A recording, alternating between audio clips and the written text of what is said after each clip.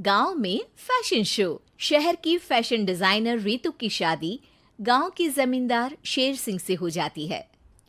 लेकिन शहरी कामकाजी रितु का गांव में मन नहीं लगता। क्या सासू माँ, ये गांव में तो कुछ नहीं है, मेरा दिल ही नहीं लगता यहाँ, क्या करूं मैं। अरे बेटा, जहाँ पति का कारोबार बीवी तो वही अच्छी लगती है ना। अब हम लोग इतने पैसे वाले हैं कि गांव में मेरे बेटे लायक लड़की ही नहीं मिली। अरे माँ, मैं तो ये बोल रही हूँ कि क्या करूं जिससे मेरा थोड़ा दिल लगे। अरे बेटा, मैं भी शहर की थी। यहाँ आकर मैंने गांव में स्कूल खोल लिया। बच्चों को पढ़ाती थी तो मन लग जाता था। तू भी कुछ देख ले जिससे गांव की बहू बेटियों का भला हो जाए और तेरे जमींदार ससुर जी का नाम भी हो जाए। रितु क्या करती?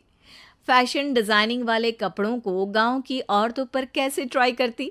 लेकिन एक दिन, अरे क्या बात है डार्लिंग, बड़ी जल्दी उठ गई। और ये हाथ में फेविकॉल और कागज, कहाँ जा रही हो? मैंने सोच लिया है कि मैं अपना फैशन बुटीक खोलूंगी। गांव की औरतों को सजा धजा कर फैशन शो करूंगी और यहाँ की औरतों को भी शहर के फैशन से वाकिफ करवाऊंगी। फैशन और यहाँ की औरतें, अरे इन लोगों को तो बस चूल्हा चौका आता है। खाली समय में एक दूसरे के सर से जुएं निकालती हैं या फिर अचार पापड़ बनाती है। इन लोगों के बस की नहीं है फैशन को समझना। लेकिन रितु मानती नहीं। वो पूरे गांव में पोस्टर चिपका देती है कि किसी को भी नए डिजाइन के कपड़े पहनने का शौक है तो जल्दी जमींदार की बहू से मिले। लेकिन रितु की दुकान में 2 दिनों तक तो कोई आता ही नहीं। पर एक दिन, अरे कमला, क्या हुआ, क्या देख रही हो? ये पुतला देख रहा है दीदी। क्या दिख रहा है इसमें ऐसा? अब देखो तो दीदी, ये पुतला मेरे जैसा ही है ना, पतला दुबला लंबा, बस मैं काली और ये गोरा।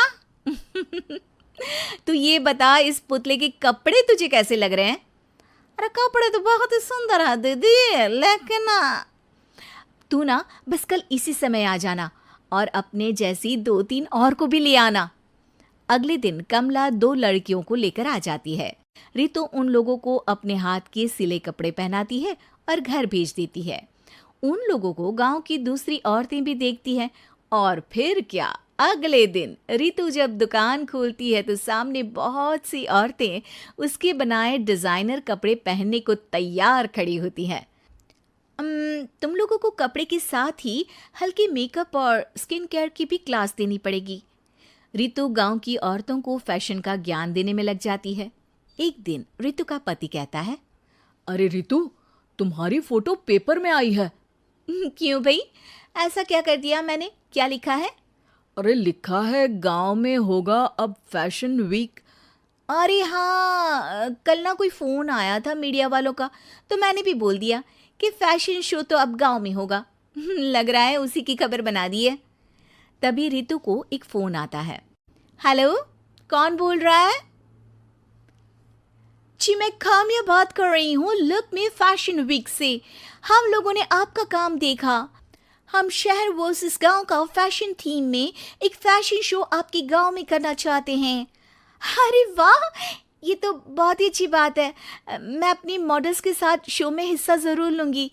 बस अब क्या था, वो दिन भी आ जाता है जब रितु की गांव की गोरी शहर की छोरी के साथ स्टेज शो में हिस्सा लेती हैं। शो के बाद, अरे आपकी वो जो कलेक्शन है ना, मैं उसकी पूरी सीरीज खरीदना चाहती हूँ। सच में आपने वो कपड़े डिजाइन करे जो आज के लोग आसानी से घर और बाजार में पहन सकते हैं। और बजट में भी है। हम भारतीयों के लिए तो ये डिजाइन बेस्ट है जी। वैसे आपने क्या सोचकर ये कपड़े बनाए और आप इसे कितना आगे और लेकर जाना चाहती हैं? औरतें और फैशन एक दूसरे के पर्यायवाची है, तो ये किसने कहा कि गांव की औरतों को डिजाइनर कपड़े पहनने का हक नहीं? मेरा मानना है कि शौक सभी औरतों में होता है। ज़रूरत है तो बस उसे जगाने की, उनके हिसाब और बजट के कपड़ों की, जो मैंने बनाए और सबको पसंद भी आए। अब रितु का गांव हर जगह प्रसिद्ध है, ना सिर्फ रितु के लिए बल्कि वहाँ की औरतों की फैशन के लिए भी।